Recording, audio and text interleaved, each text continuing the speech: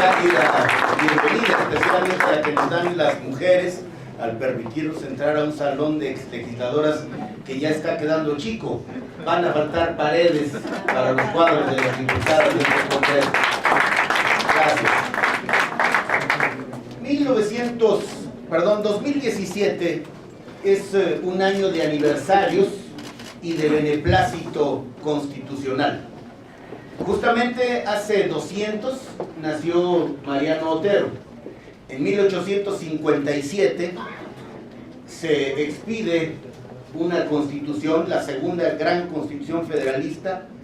En 1847, y nos vamos a ocupar de ello, hace 170 años, se expide el Acta Constitutiva de Reformas, cuyo impulsor central, como lo hemos escuchado, y yo abundaré un poco, es justamente Mariano Otero. 1917 es el año de la expedición y promulgación de la Constitución Federal vigente, y 1917 también, justamente el 11 de julio, es la promulgación de la Constitución particular del Estado Libre y Soberano de Jalisco, como fue también el año del centenario de otras 12 constituciones de igual número de estados miembros de la Federación Mexicana. Por eso estamos de plácemes, y a quienes nos gusta atisbar al pasado para enriquecernos de él, aprovechar las experiencias y proyectarlas al futuro, este ha sido y seguirá siendo un año de oportunidades.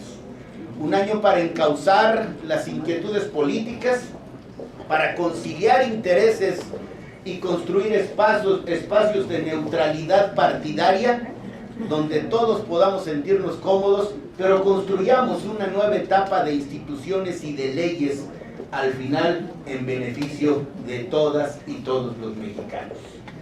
Me da mucho gusto venir al Congreso de uno de los estados vitales de aquella Nueva Galicia transformada en Jalisco, estado suscriptor del Pacto Federal desde el 31 de enero de 1824, el preludio, la base constitucional y jurídica de la nación mexicana. Y hacerlo en un día o en un año importante para traer a tiempo presente la enorme, la gigante figura de un jalisciense y mexicano excepcional que es Mariano Otero Mestas, justamente. Mariano Otero, por lo que aquí ya se comentó y trataré de obviar, es descrito por él mismo de la generación del dolor. ¿Cómo no podía ser así si justamente México estaba saliendo en el tiempo que él nació, estaba en plena guerra de independencia? Poco tiempo antes se había promulgado la Constitución de Apatzingán, y como lo describió Reyes Heroles a Otero, un hombre que se desenvuelve entre dos mundos, el agonizante colonial que se empeña en no morir, y el moderno, secular, que pugna por nacer. Decía yo, usando las palabras que el propio Otero escribe, perteneció a la generación del dolor. Otro mexicano de entonces, José María Luis Mora, a este tiempo lo denominó la sociedad fluctuante, en la que no había ningún orden establecido, ni el antiguo, porque sus principios estaban ya desvirtuados, ni el nuevo, porque aunque las doctrinas en las que se fundaba y los deseos que ellas, las doctrinas excitan, son ya comunísimos en este país, todavía no se ha acertado con los restos que existen del antiguo sistema. ¿Cuál era el México de Otero? Para poner en contexto lo que dijo, lo que hizo, lo que aportó. Un México de poco más de 6 millones de personas, una población diezmada por el proceso independentista, una economía en bancarrota por la guerra, un México dividido entre los aparentemente irreconciliables proyectos de nación centralistas y federalistas. Les quiero recordar que solo 12 años tuvo cabal vigencia la Constitución del 24. En 36 se expiden las conocidas como 7 leyes constitucionales de corte centralista. En 1843, otra constitución centralista, y es justamente la del 47, a la que me referiré más abundantemente, la que rescata y recupera el sistema federal. Pero lo que quiero documentar es la precariedad de la vida política de entonces, e inclusive algunas ideas monárquicas que estaban presentes en la mente de muchos mexicanos. Había sufrido 2 intervenciones extranjeras entre 1838 y 1848. En palabras de Mariano Otero, la nación seguía humillada con la ignominia de la guerra de Francia. Tenía un gobierno que carecía de recursos y medios para hacer respetar su nombre en todo su territorio y también en el exterior. Adolecía de la severidad de las leyes fiscales que paralizaban el comercio y atacaban la prosperidad nacional. En síntesis, decía Otero, la nación estaba envuelta en una crisis horrible y estaba próxima a perecer o a sufrir la odiosa intervención extranjera si sus buenos y valientes hijos no hacían un esfuerzo por salvarla. Parecía que no estaba escribiendo un político que diagnosticaba, sino un profeta público, porque justamente un buen y valiente hijo era exactamente Mariano Otero.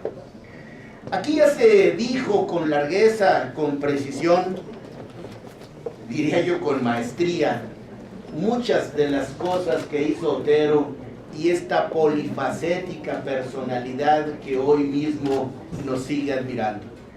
Y aunque hemos manejado datos, nadie ha recordado qué edad tenía Otero al morir.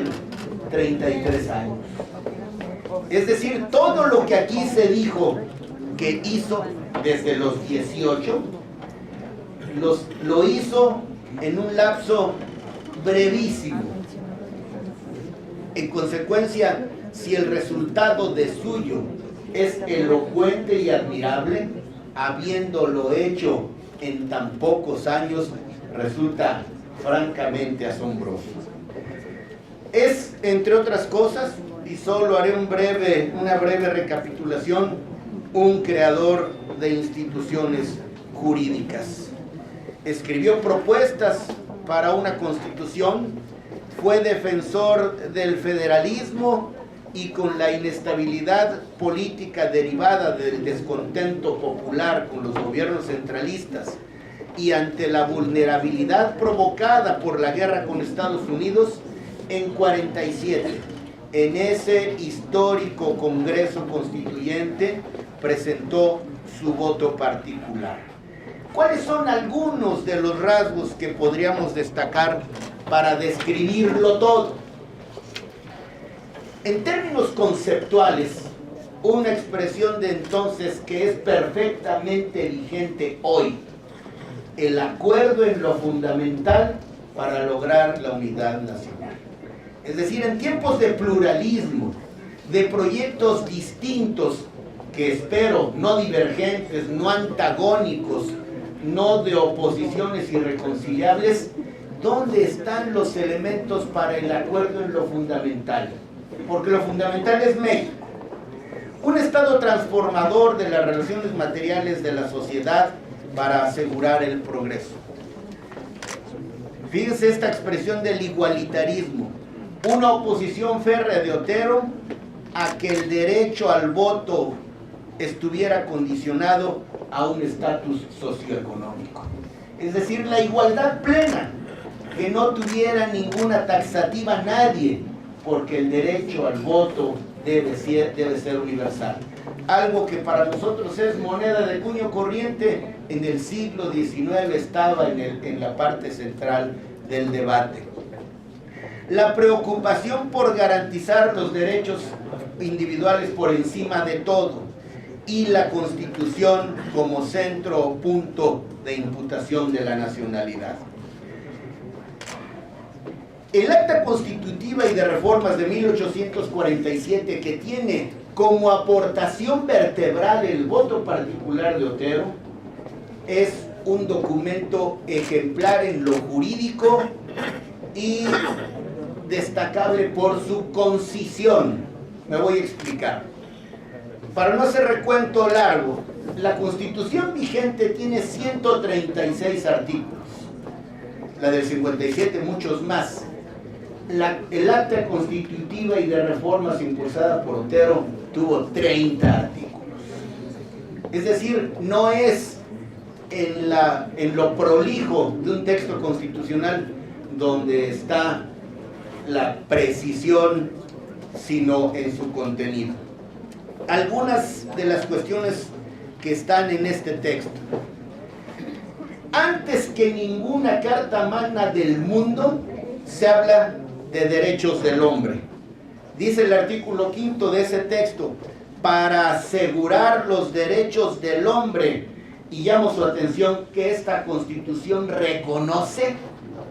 Entonces, la primera aportación, derechos del hombre, son los derechos humanos, que por cierto se transforma radicalmente el contenido constitucional en materia de derechos humanos hasta 2011.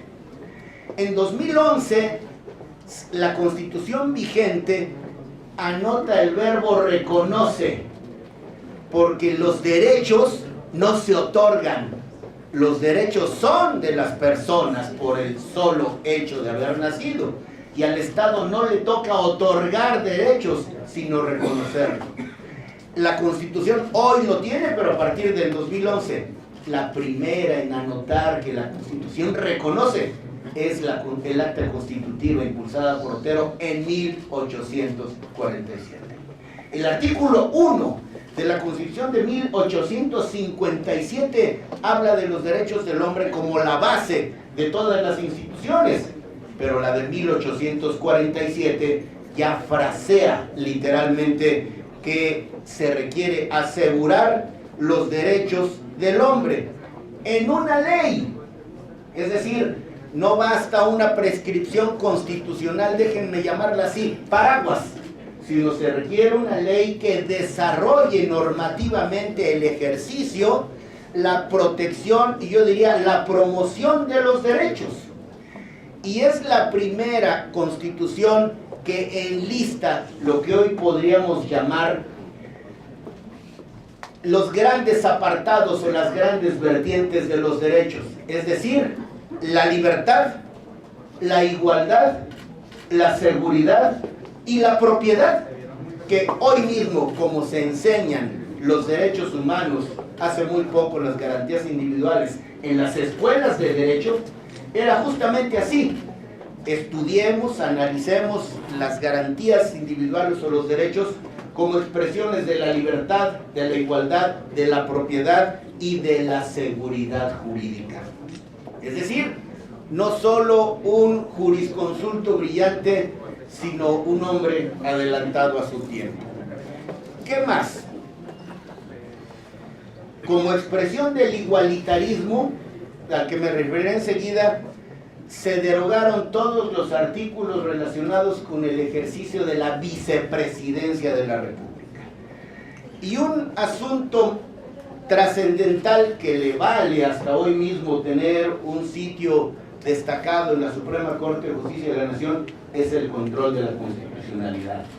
El muy comentado control de la constitucionalidad que tiene como trasfondo el equilibrio en el ejercicio del poder. Es decir, evitar que cualquier poder de los tres tradicionales, que hoy esa fórmula ortodoxa, liberal, se ha modificado, esté encima de los demás. Y de ahí la fórmula Otero, a la que enseguida me referiré.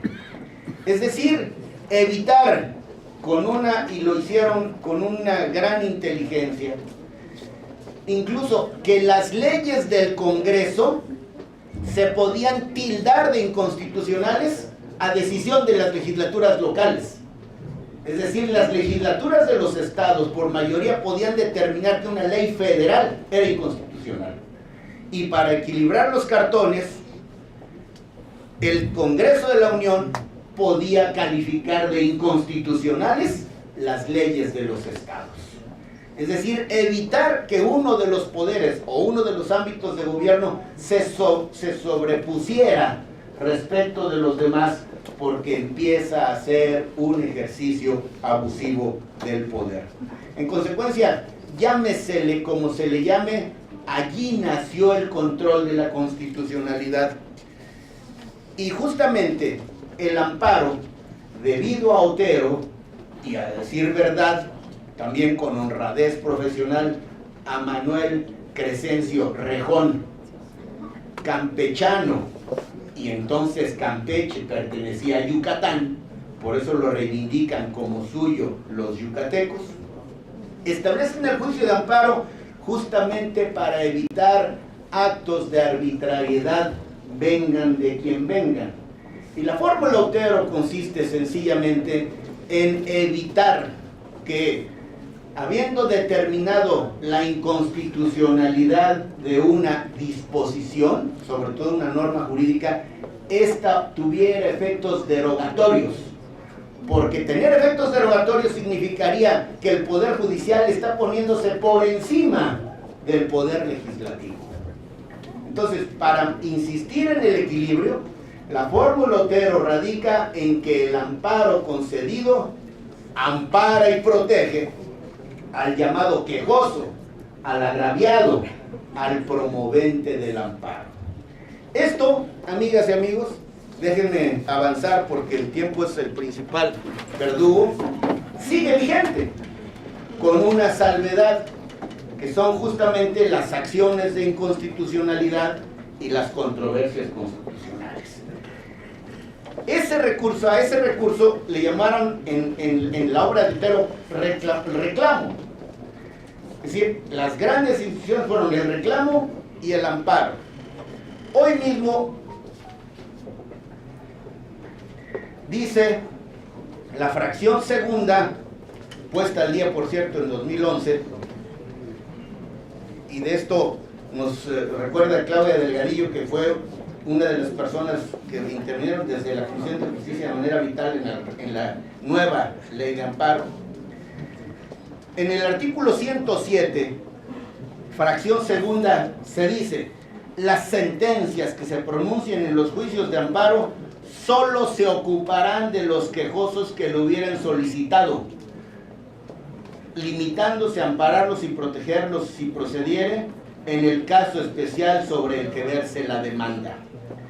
Pero en otro tipo de disposiciones que se pueden combatir por la vía de la acción de inconstitucionalidad o de la controversia constitucional, sí puede tener efectos derogatorios una decisión de la Suprema Corte, siempre y cuando 8 de los 11 ministros y ministras resuelvan en ese sentido. Algunos consideran que esto ha relativizado, déjenme jugar con las palabras, el principio de relatividad. Puede ser. Lo que ocurre es que la Corte, y en ese tiempo el señor ministro Góngora era el presidente de la Suprema Corte de Justicia, ha mutado de un tribunal de casación, es decir, de un tribunal de revisión, a un auténtico tribunal constitucional. Y la idea central de Otero, de evitar el abuso o el ejercicio desmedido del poder, sigue estando perfectamente vigente. Ni los ministros son perfectos, ni los legisladores lo somos. Por eso qué importante es que lo que robustezcamos sean las instituciones. Hay 11 ministros y habemos 628 legisladores federales. En consecuencia, el equilibrio entre poderes o evitar la desmesura en el ejercicio de la autoridad sigue siendo moneda de cuño corriente. Como el tiempo es el más duro de los verdugos, voy a referirme a 2 o 3 cosas para tratar de poner o de aprovechar la efeméride para un mensaje contemporáneo.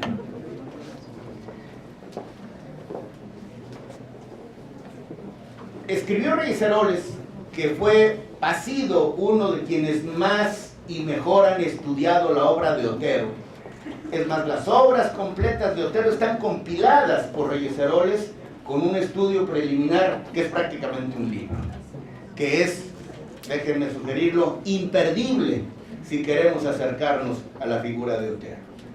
Escribió Reyes Heroles: su intensa y corta actividad pública de solo 8 años, 42 a 50, le permiten estar en la razón y en la entraña de la política nacional. Sí leyó a los clásicos de la política del mundo, sí abrevó de ideólogos nacionales, pero la fuente principal de inspiración, la materia prima para el pensamiento elaborado de Mariano Otero fue su contacto con la realidad. Fue tener los sentidos bien abiertos y saber qué es lo que pensaba, quería, cómo latía el corazón de la nación. Por eso, en su condición de diputado del Congreso Nacional en 42, se opuso al proyecto de Santana para que la Constitución fuera centralista, habiendo perdido. Postuló la representación de todos los mexicanos, como dije, no la representación llamada estamental, sino la representación pura y simple. La representación nacional, escribió Otero, debe ser la imagen de la sociedad tomada por un daguerrotipo, es decir, por una fotografía. Fue presidente del Ateneo Mexicano, alcalde de la Ciudad de México. En 46 fue nuevamente diputado, y este es un dato que les ruego registren, fue compañero diputado de Benito Juárez en 1846-47, como lo fue de Comonfort, como lo fue de La Fragua, políticos que en los siguientes años fueron tan encumbrados que fueron presidentes de la República. Coincidió también con Gómez Farías, y como fiel republicano, en ese momento expresó, y esto nos viene bien a los legisladores de hoy: el Congreso tiene que asegurar a la nación de que el gobierno no es superior a las leyes y de que los ciudadanos pueden contar con las garantías escritas en la Constitución. Abogó a favor de la renovación de la sociedad mexicana con base en el trabajo y en la educación. Votó, y este es asunto vigente, en contra de la aprobación del Tratado de Guadalupe Hidalgo, porque dijo, es decir, no solo fue una posición política, en ese tratado, como recuerdan, perdimos, ya lo dijo don Jorge, la mitad del territorio nacional. Él adujo que el Ejecutivo carecía de facultades para negociarlo, además de que se despojaba a México de vastos territorios que no eran materia de disputa al comenzar la guerra. Es decir, esta no fue una derrota jurídica, sino un ejercicio bélico de fuerza, y la fuerza y la violencia son contrarias a la razón y a la ley. Fue, ya se dijo aquí, ministro de Relaciones Exteriores también, y un autor de un proyecto novedoso para establecer un régimen penitenciario, pensando desde entonces, y otra vez gran actualidad, el sistema de justicia penal acusatorio, adversarial y oral es de 2008, y hace 170 años hablaba de la necesidad de regeneración y corrección del delincuente mediante el trabajo en talleres de artes y oficios, no del castigo y menos de la venganza.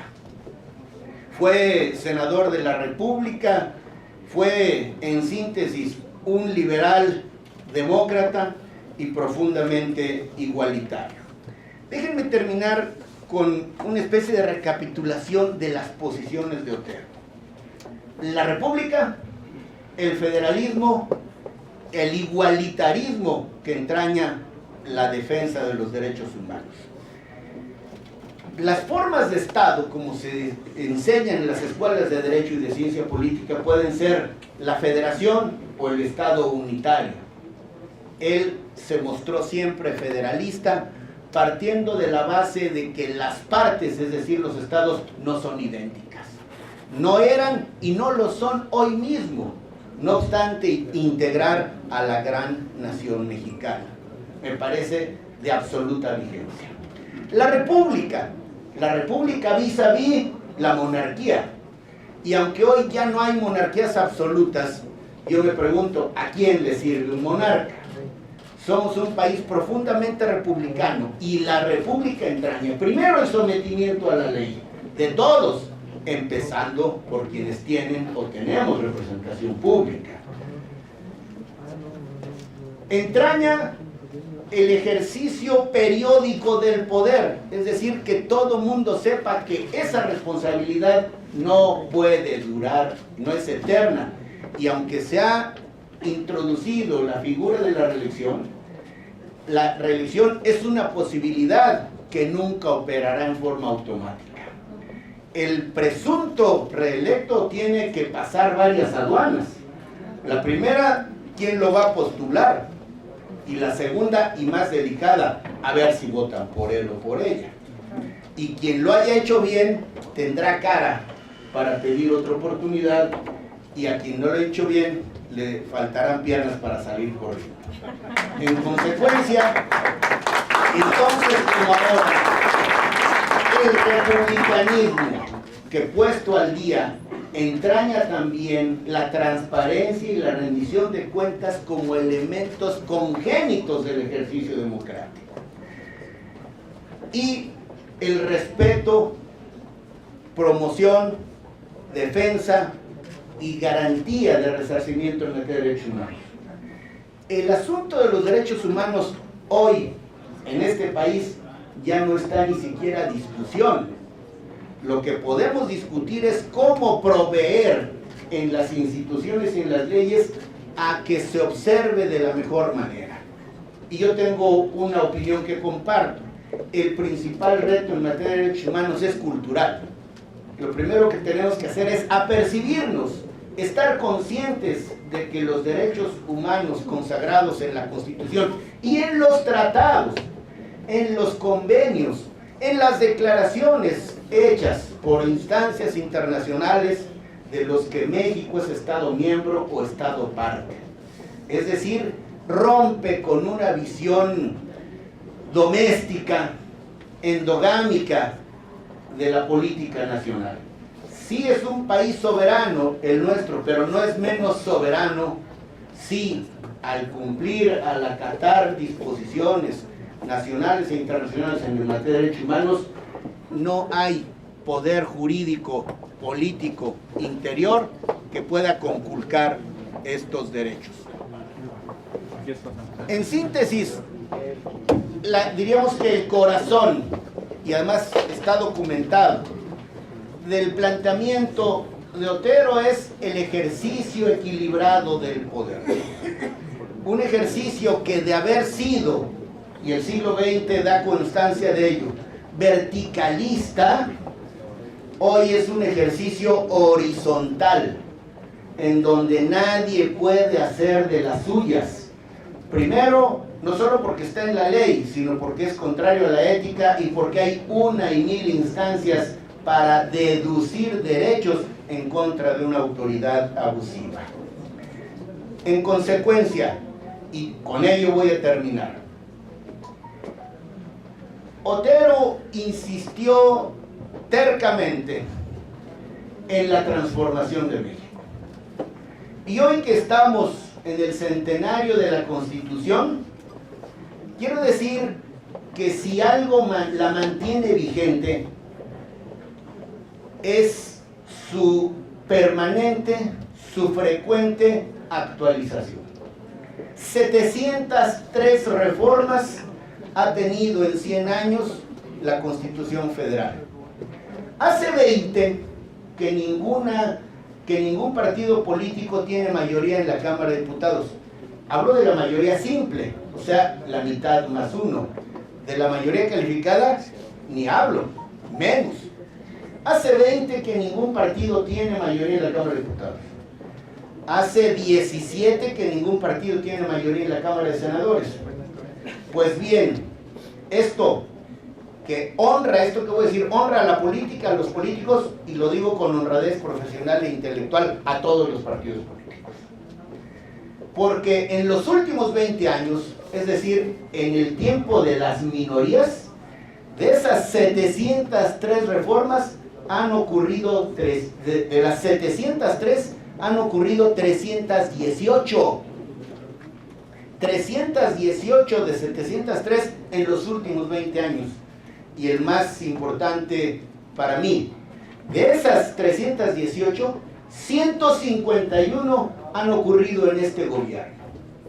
No es un discurso, son datos duros, es la aritmética imbatible. 151 reformas de 318 de los últimos años han ocurrido en el gobierno que encabeza Enrique Peña Nieto.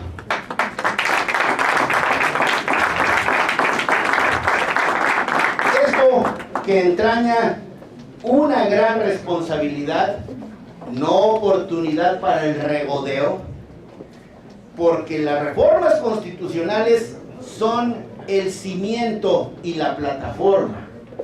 Hay que hacer crecer normativamente, institucionalmente las reformas para que tengan efectos en la vida cotidiana de los mexicanos, para que el aprovechamiento de sus recursos naturales o del espectro radioeléctrico se convierta en más y mejores servicios para que todas y todos los mexicanos sin distinción nos beneficiemos de esto que nos es propio como nación mexicana. El reto es enorme, pero hay aquí emoción, hay compromiso porque hay futuro. Por eso quiero terminar expresando mi gratitud por la solidaridad de quienes y la hospitalidad de quienes nos han recibido. De Hugo Contreras, nuestro coordinador, de Ismael del Toro, coordinador del grupo de Movimiento Ciudadano, y por la presencia que arropa de Jorge Arana, de Liliana Mornes, de Claudia Delgadillo, de Anaí Holguín, de Hugo René Ruiz, de Susana Barajas del Toro y de Juana Ceballos, que me enorgullece ser su compañero de partido, de trayecto y de destino. Felicidades por el trabajo que están haciendo en la Cámara. Quiero expresar mi gratitud a casi 2 años de viajar juntos en medio de un mar proceloso, a José Luis Orozco, a Valeria Guzmán, a Javier Santillán, a Laura Plasencia, a Soraya Flores, a Chuy Zúñiga, a Hugo Gaeta, que es la gran bancada jalisciense, a Nancy Sánchez y a Berna Antelo, que son diputados, ella de Baja California y Berna del estado vecino de Sinaloa, por su solidaridad de ahora y de siempre. Termino expresando respeto profesional y afecto de hace muchos años por mi querido maestro don Jorge Fernández, por mi respetado amigo don Genaro Góngora, que han enaltecido este coloquio no solo por sus vastísimos conocimientos, sino porque la experiencia de vida que es rica en ellos nos han hecho el favor de compartirla. Me honra su amistad, queridos señores abogados. Y recordar, para terminar, que el llamado, creo yo equivocadamente, constituyente permanente, es más bien el poder revisor de la Constitución, está integrado por las legislaturas de los estados y por todo el Congreso de la Unión. La Constitución está, como dije, no solo formalmente vigente, porque no la hemos abrogado, sino porque está cotidianamente siendo puesta al día, y porque las decisiones políticas fundamentales, como las llamó Carl Schmitt hace como 80 años, siguen vigentes. La soberanía, que es del pueblo, la forma de Estado federal, la forma de gobierno republicana y un sano equilibrio entre poderes, no solo legislativo, ejecutivo y judicial, sino con la presencia emergente de organismos constitucionales autónomos que lo que han pretendido es horizontalizar el ejercicio del poder, siempre a favor de las y los mexicanos, a efecto de que adviertan, como es mi convicción, que la política es útil, que la política es la más noble de las actividades, porque no es una profesión. La política es una vocación, y una vocación es un llamado a servir y a hacer más grande la patria. Gracias.